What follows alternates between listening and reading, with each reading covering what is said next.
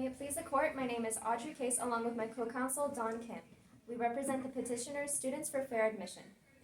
The question presented today is whether race-conscious affirmative action is consistent with the 14th Amendment to the United States Constitution. It is not. Does the Equal Protection Clause of the 14th Amendment prohibit race-conscious affirmative action? Yes, Your Honors. The Equal Protection Clause prohibits race-conscious racial classification. It grants citizenships to all persons born or naturalized in the U.S., forbidding states to deny anyone life, liberty, or property, or to deny anyone equal protection of the laws. Race-neutral language permeates the Equal Protection Clause and offers a check against the difference in treatment based on race. No government programs can place certain groups at an advantage over others. Specifically, based on the context in which this act was enacted, it's clear that the framers were in every way intentional with their wordings. This act was largely created to counter the Black Codes that were enacted post-Civil War. These acts specifically prohibited blacks from practicing many of the fundamental rights that many others took for granted, such as owning property, pursuing any trade or conducting business, bearing arms, and much more. With the ratification of the 14th Amendment, the act was dismantled and its regulations were deemed unconstitutional. How does legislation enacted by Congress in the 1860s and 1870s affect your answer to question 1? The passage of the Civil Rights Act of 1866, the precursor to the 14th Amendment on which it was written in 1865, informs the original intent of the amendment.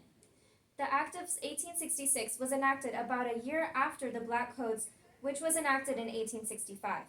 This demonstrates a clear intent to stop the discrimination and unfair treatment of the blacks. Without distinction of race or color, or previous conditions of slavery or involuntary servitude.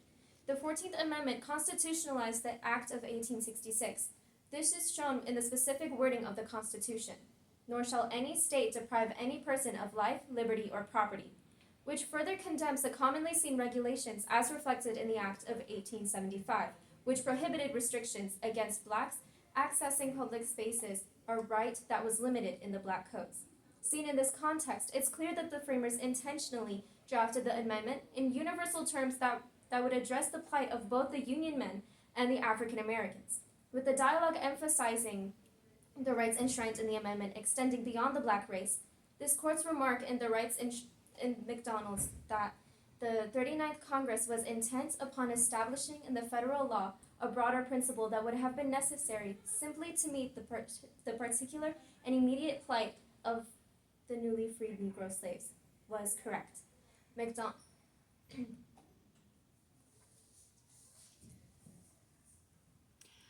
What would the framers of the 14th Amendment have thought about affirmative action policies that benefit people on the basis of sexual orientation or gender identity?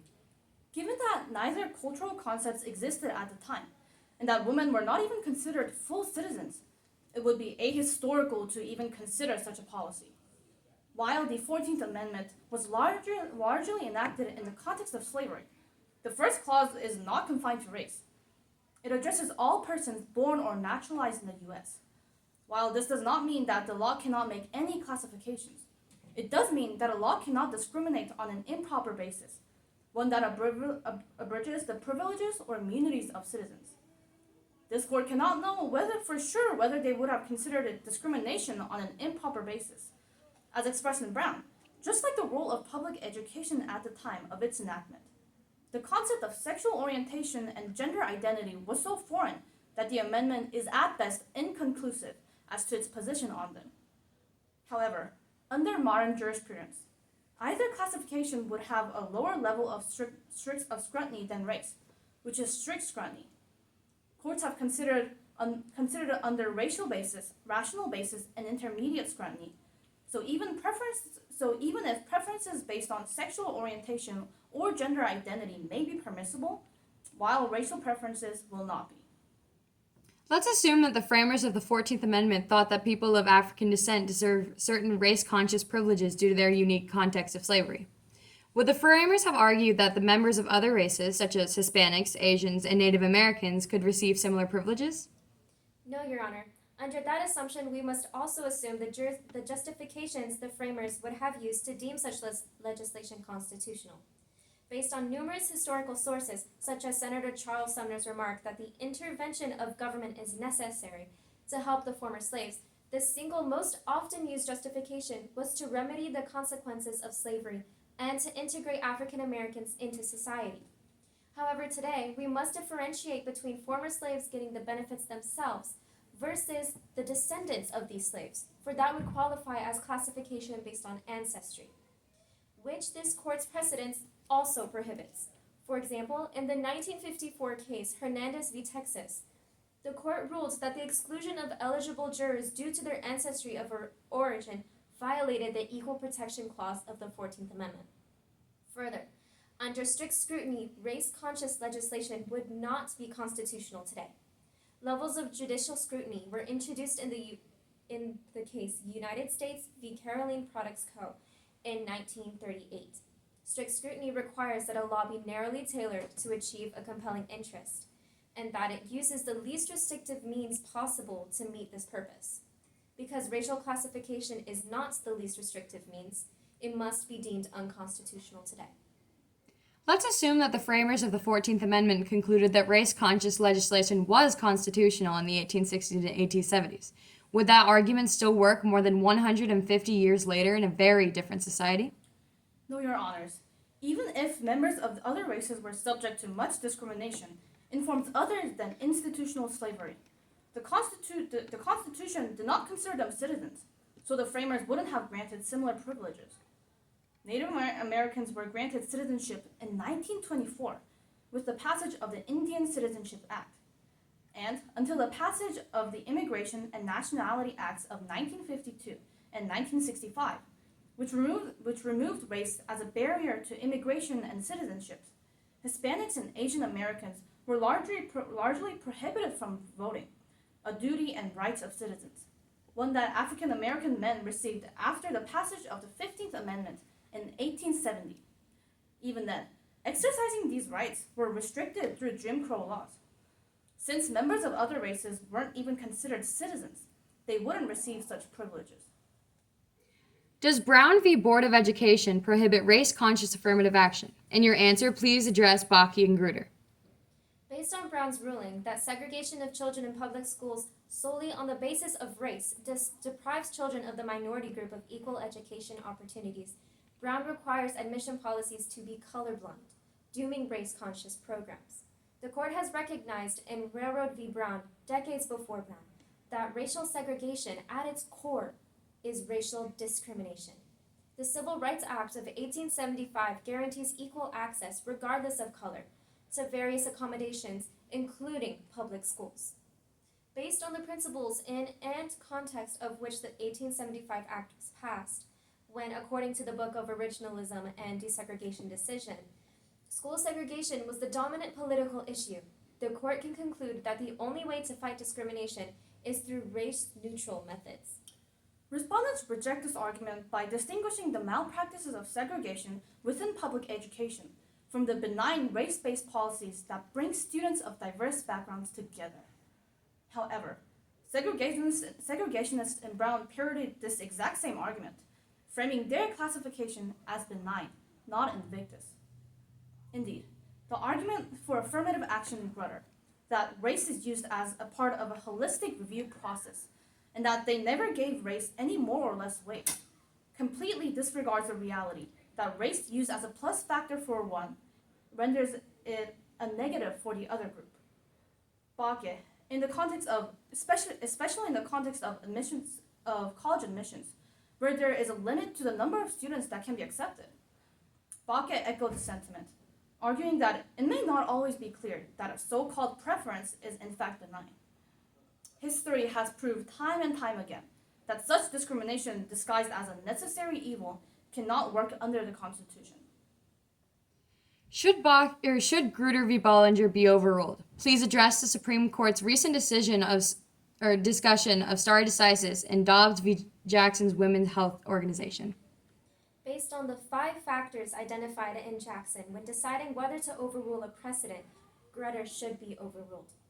First, the nature of the court's error. Grutter is egregiously wrong, for it fails strict scrutiny.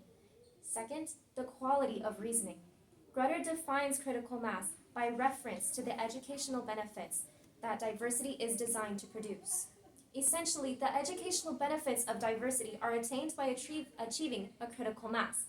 Concurrently, critical mass is determined through the benefits that it is meant to produce. Because of this circular logic, Grutter's argument is not sound. Third, workability. University of Michigan's affirmative action policies cannot be understood and applied in a consistent and predictable manner. Fourth, effects on the other areas of law. Overturning Grutter will not automatically ban race-based affirmative action beyond higher education. Other institutions should be held to their own level of scrutiny and each have their own compelling interest. For instance, the military's compelling interest for diversity is national security, rather than some kind of educational benefits. Fifth, reliance interest. Institutions have an interest in obtaining a diverse student body, and this reliance interest wouldn't be upset by overruling Grutter. As the demographics of Florida State University shows, by implementing appropriate alternative measures, universities can still achieve the educational benefits of diversity. In 2003, Grutter observed that 25 years after this case, the use of racial preferences will no longer be necessary to further the interest approved today. Will there ever be a point in time in which racial preferences are no longer needed? If not, should the court allow racial preferences to go on forever? Yes, Your Honors. As Justice O'Connor observed, there will be a time when racial preferences prove unnecessary as well as futile, and that time is now. Before this observation, Justice O'Connor remarked that the court take the law school at its words that it would like nothing better than to find a race-neutral admissions formula, and will terminate its race-conscious admissions program as soon as practicable. Based on these remarks, Justice O'Connor's statements that should be interpreted as that until the end of 25 years, schools make active efforts to find this formula in order to reduce our reliance on race, until we no longer deem it necessary to further our compelling interest. But based on respondents' argument that racial preference is still necessary to achieve this compelling interest, it's clear that we have failed Justice O'Connor's mission, suggesting that it is time that we move on from racial preference to race-neutral methods. Petitioners do not intend to undermine the racial injustice and caste that still exists to this day, but simply argue that combating racial discrimination with racial discrimination has proven unworkable for the past 20 years since Grutter, and that the court should acknowledge this fact in order to promote true diversity. If the court declines to overrule Grutter, can the plaintiffs prevail?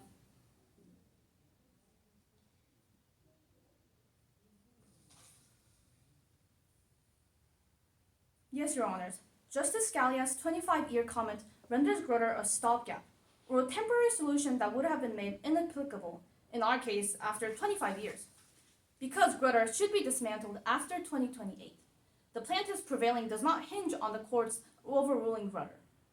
And even if the court does not overrule Grutter, this court can still rule that UNC's specific admissions program is unconstitutional.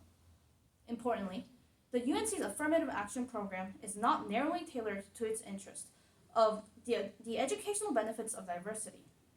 Grutter defines critical mass as numbers that such underrepresented minority students do not feel isolated or like spokespersons for their race.